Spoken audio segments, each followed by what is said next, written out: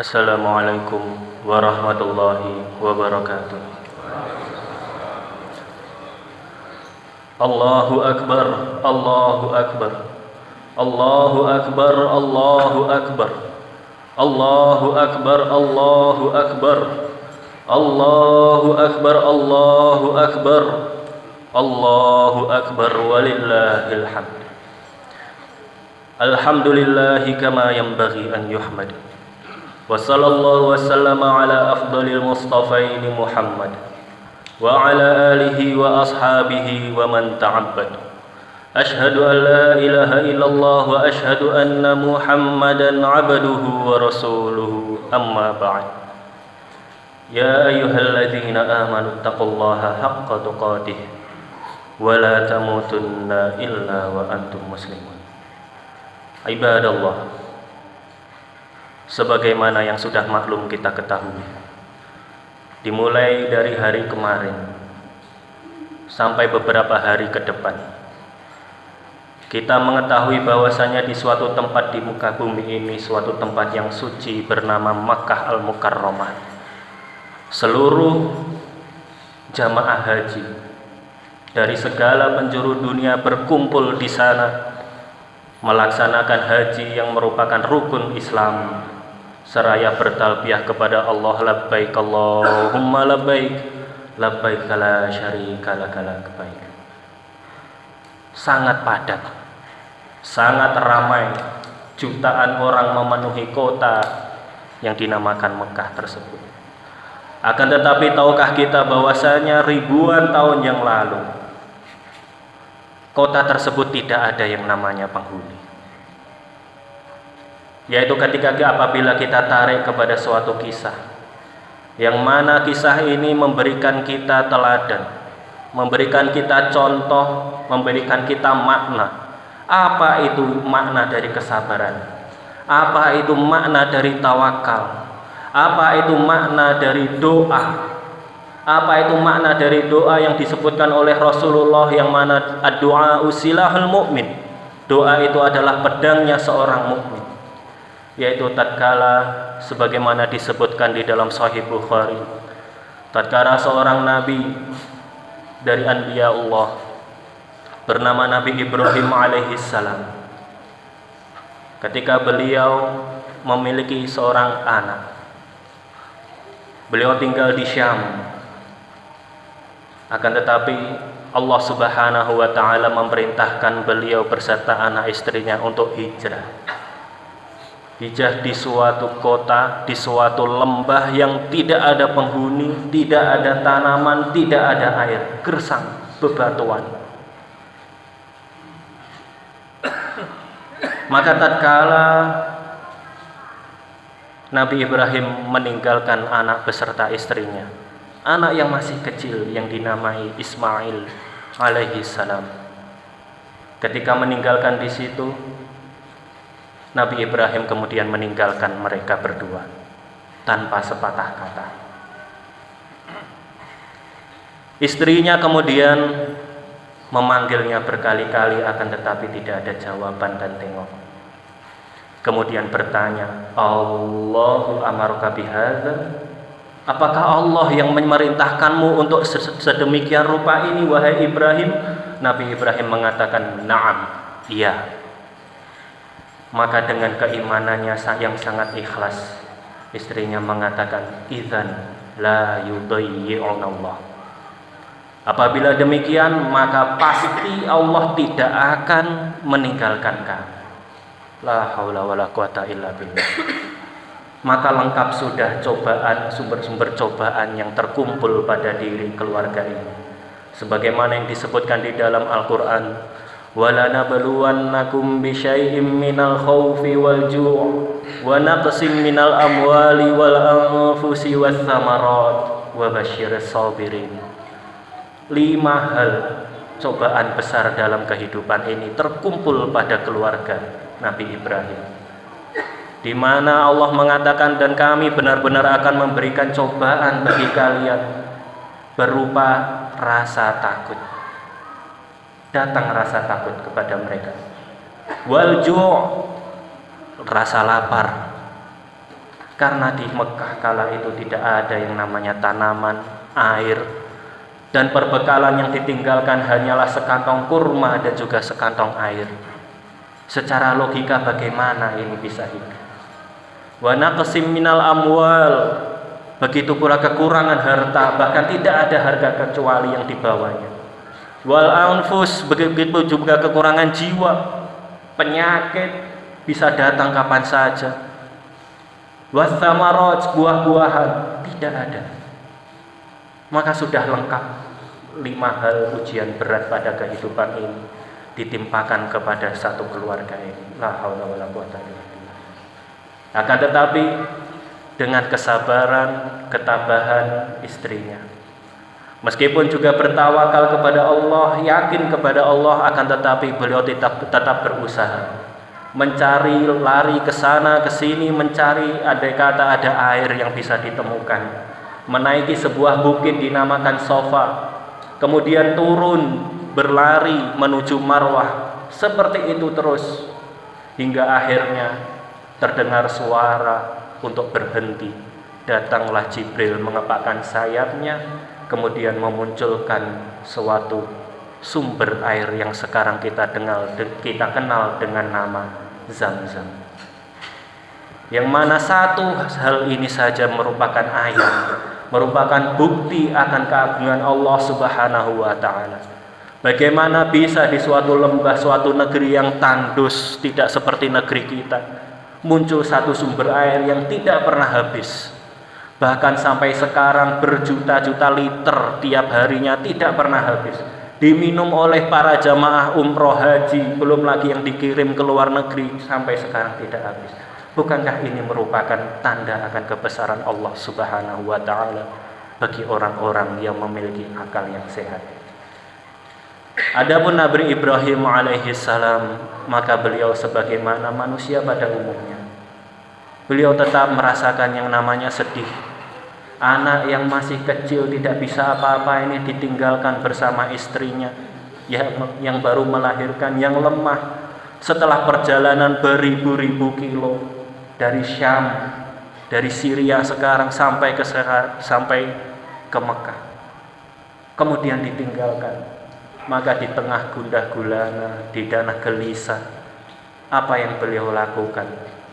Sebagaimana disebutkan di riwayat Bukhari tersebut, tatkala beliau menapaki sebuah tempat yang bernama Thaniyah, suatu tempat yang agak tinggi dibanding yang lain, beliau mengangkat tangannya, berdoa kepada Allah Subhanahu wa taala, memaparkan, menyampaikan keluh kesahnya. Dan hal ini diabadikan dalam surat Ibrahim di dalam Al-Quran, yaitu beliau berdoa, Rabbana inni askantu min dzurriyyati biwadin ghairi dzi zar'in 'inda baitikal muharram Rabbana liyuqimus shalah faj'al af'idatan minan nasi tahwi ilaihim warzuqhum minats thamarati la'allahum yashkurun. Beliau mengatakan, wahai Tuhan kami, sesungguhnya aku meninggalkan dari keturunanku ini di sebuah lembah ghairi dzi zar'in, yang tidak memiliki tumbuhan dan juga tanaman, inda baitikal muharram, di suatu tempat yaitu Baitullah, di rumahmu ya Allah yang disucikan. Setelah menyampaikan apa permintaan pertama Nabi Ibrahim? Apakah meminta keselamatan? Beliau sudah yakin pasti itu selamat. Apakah beliau meminta kekayaan, harta dan lain sebagainya, kedudukan, kekuasaan? Tidak. Ternyata yang pertama kali beliau minta, Rabbana liyuqimus shalah. Wahai Tuhan kami, jadikan mereka orang-orang yang senantiasa menunaikan dan mendirikan yang namanya sholat. Prioritas pertama Nabi Ibrahim di keadaan yang seperti itu, yang kita lihat sebagaimana semestinya harian kita, antara hidup dan juga mati. Ternyata prioritas pertama beliau adalah tauhid dan juga sholat. La haula wala quwata illa billah. Masya Allah. Inilah keimanan, ketawakalan, ketakwaan seorang nabi yang tidak bisa ditandingi oleh manusia biasa, yang mana kita bisa mencontohnya dan hanya bisa mencontoh. Akan tetapi beliau juga berdoa, waja'al af'idatan minan nasi tahwi ilaihim, dan juga jadikanlah hati-hati sebagian dari manusia, yaitu orang-orang muslim nantinya, tahwi ilaihim, condong kepada mereka dan juga tempat tersebut, mencintai mereka dan juga mencintai tempat di mana mereka tinggal. Warzuqhum minas samarati la'allahum yashkurun, dan berilah rezeki kepada mereka dari buah-buahan yang mana mudah-mudahan dengan itu semuanya mereka menjadi orang-orang yang bersyukur kepadamu. Ibadallah, sebuah doa yang diucapkan oleh manusia terbaik, diucapkan oleh seorang nabi yang baik, maka doa ini Masya Allah tidak ada penghalang, dan satu persatu doa ini dikabulkan oleh Allah. Bahkan setelah Nabi Ibrahim meninggal, sampai sekarang pun kita bisa mengetahui dampak, mengetahui hasil, mengetahui keijabahan atas doa tersebut. Sebagaimana prioritas beliau pertama, beliau meminta agar keturunannya bertauhid dan mendirikan sholat. Apakah Allah mengabulkan? Iya.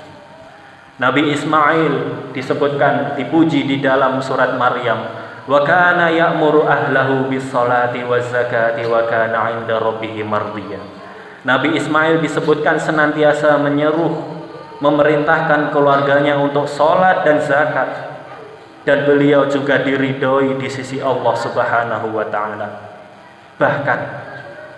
Bahkan keturunan beliau Nabi Ismail, setelah beberapa generasi lahirlah seorang yang paling mulia, yang Allah jadikan penutup bagi para nabi dan juga rasul, yaitu junjungan kita Nabi Muhammad sallallahu alaihi wasallam. Ka'bah, Baitullah, di mana Nabi Ibrahim meninggalkan keturunannya dan juga istrinya di situ, pada akhirnya menjadi kiblat bagi umat Islam seluruh dunia. Seluruh umat Islam di dunia kiblatnya satu, umrohnya di satu tempat, hajinya juga di satu tempat. Subhanallah.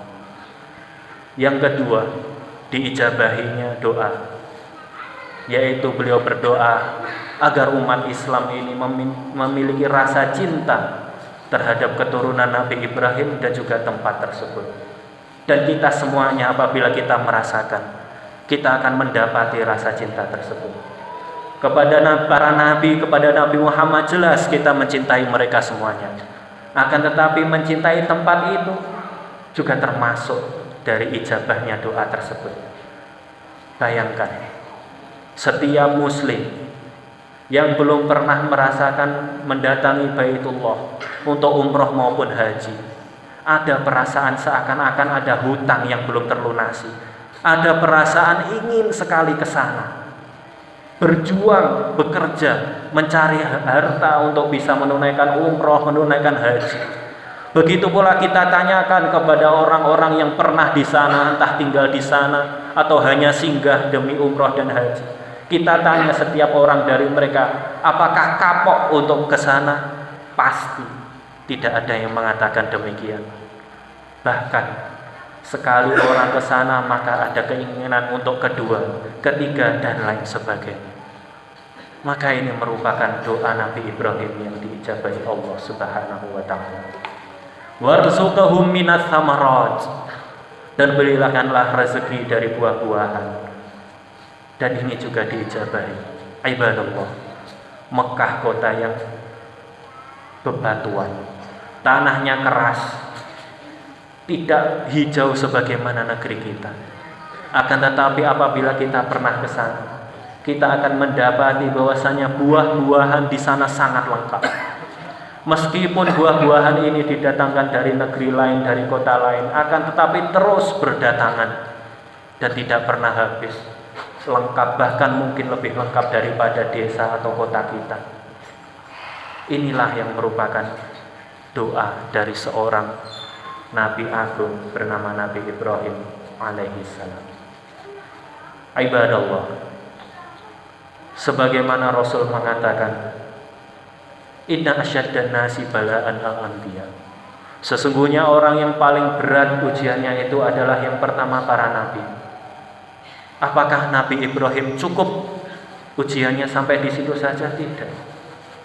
Sudahlah beliau meninggalkan anaknya yang masih kecil beserta istrinya di Mekah yang tandus. Dan ketika anaknya sudah beranjak besar, sebagian ahli tafsir mengatakan ketika umur 7 tahun, sebagian mengatakan 13 tahun. Yang mana ketika masih kecil beliau mendapatkan wahyu dari Allah. Apa? Akhirnya beliau sampaikan kepada anaknya Ismail, ya bunayya inni ara fil manami anni azbahuka. Wahai anakku, sesungguhnya aku melihat di mimpiku yang berkali-kali bahwasanya aku menyembelihmu. Dan ini merupakan mimpi yang merupakan wahyu dan juga perintah dari Allah. Nabi Ismail yang masih kecil kala itu apakah berontak? Tidak. Bahkan beliau mengatakan, ya bunayya, ya abadi fa'al ma tu'mar, satajiduni insyaallahu minas sabirin. Wahai ayahku, kerjakanlah, laksanakan apa yang telah diperintahkan kepadamu. Satajiduni insyaallahu minas sabirin. Engkau akan mendapatkanku atas izin Allah termasuk orang-orang yang sabar. Subhanallah, masya Allah, la haula wala quwwata illa billah. Inilah contoh yang sangat mulia. Hingga pada akhirnya kesabaran ini membuahkan hasil yang luar biasa. Sampai akhirnya diutuslah dari keturunan mereka Nabi Muhammad sallallahu alaihi wasallam, yang mana umatnya disebut kuntum khaira ummatin ukhrijat linnas. Kalian adalah umat yang terbaik yang dilahirkan untuk seluruh umat manusia. Wa sallallahu wasallama ala Muhammadin wa ala alihi wa ala Ibrahim wa ala alihi innaka Hamidun Majid. Aqulu qawli hadza wa astaghfirullah li wa lakum.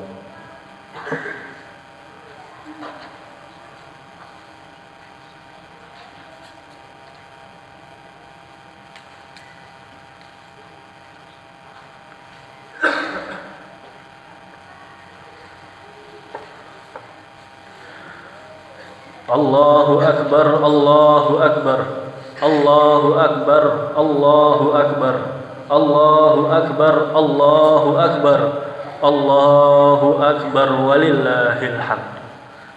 Alhamdulillahi kama yanbaghi an yuhmad.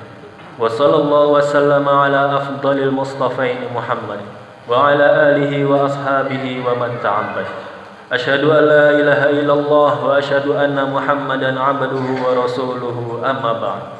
Ya ayyuhallazina amanu taqullaha haqqa tuqatih wa la tamutunna illa wa antum muslimun.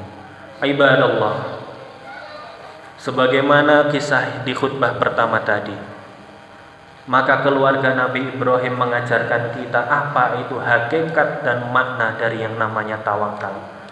Di mana tawakal ini selain dengan keyakinan, ada tauhid di dalamnya, ada berserah diri kepada Allah, akan tetapi juga tidak meninggalkan yang namanya usaha. Siti Sayyidah Hajar berusaha lari ke sana ke sini mencari air, padahal ada keyakinan bahwasanya Allah akan membantu. Begitu pula Nabi Ibrahim, semuanya ada yang namanya usaha. Sebagian muslim menganggap bahwasanya tawakal itu hanya berserah tanpa usaha, maka ini sebuah hal yang keliru. Begitu pula dari situ kita bisa mengambil apa itu yang namanya doa.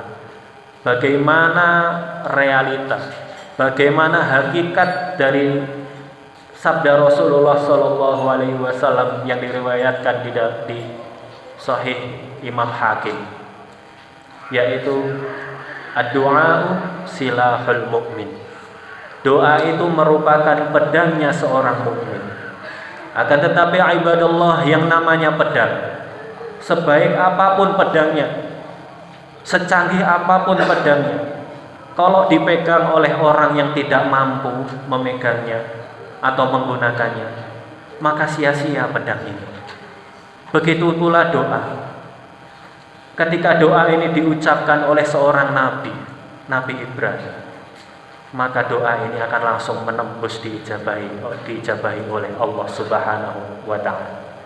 Mungkin kita bertanya, kenapa doaku tidak terkabul?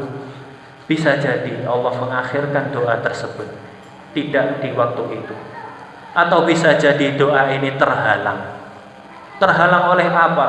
Terhalang oleh sesuatu yang disebutkan oleh Rasul dalam sebuah hadis, di mana beliau mengatakan bahwasanya ada seseorang yang mengangkat tangan berkata, ya Rob, wahai Allah, wa ma'kaluhu haram, makanannya dari harta yang haram, wa mashrabuhu haram, minumannya dari hal yang haram, wa malbasuhu haram, bahkan pakaiannya pun dihasilkan dari hal-hal yang haram.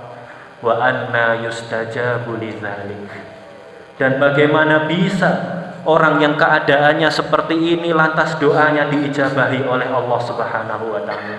Kalaupun orang yang senantiasa di atas keharaman harta yang haram kemudian Allah ijabahi, seakan-akan Allah berikan setiap berdoa langsung kabul, maka hati-hati, ditakutkan ini merupakan istidraj, azab dari Allah Subhanahu wa ta'ala. Na'udzubillah, summa na'udzubillah. Ibadallah, semoga khutbah Idul Adha yang singkat ini dapat bermanfaat bagi kita semuanya. Semoga kisah yang kita sampaikan tadi dapat kita resapi, kita ambil hikmah pelajarannya, dan kita dapat mengamalkannya. Dan semoga Allah Subhanahu wa ta'ala mengumpulkan kita kelak di surganya bersama para anbiya, para salihin, para siddiqin, wa hasuna ulaika rafiqa. Kita tutup dengan berdoa alhamdulillahirabbil alamin. Allahumma shalli ala Muhammad wa ala ali Muhammad. Allahumma ighfir lana wa liwalidina warhamhum kama rabbawna shighara. Rabbana hab lana min azwajina wa dhurriyyatina qurrata a'yun waj'alna lil muttaqina imama. Allahumma ighfir lil mu'minina wal mu'minat wal muslimina wal muslimat al ahya'i minhum wal amwat innaka sami'un qaribun mujibud da'wat ya qadiyal hajat. Allahumma adfa' 'anna al bala wal waba wal fahsya wal munkar wal mihan wal fitan ma dhahara minha wa ma batan min baladina hadha khassa wa min buldanil muslimina 'ammah innaka 'ala kulli syai'in qadir. La ilaha illa anta subhanaka inna kunna minadh dhalimin. Rabbana zalamna anfusana wa illam taghfir lana wa tarhamna lanakunanna minal khasirin. Ya muqallibal qulub tsabbit qulubana ala dinik. Rabbana atina fid dunya hasanah wa fil akhirati hasanah wa qina adzabannar. Walhamdulillahi rabbil alamin. Wassalamualaikum warahmatullahi wabarakatuh.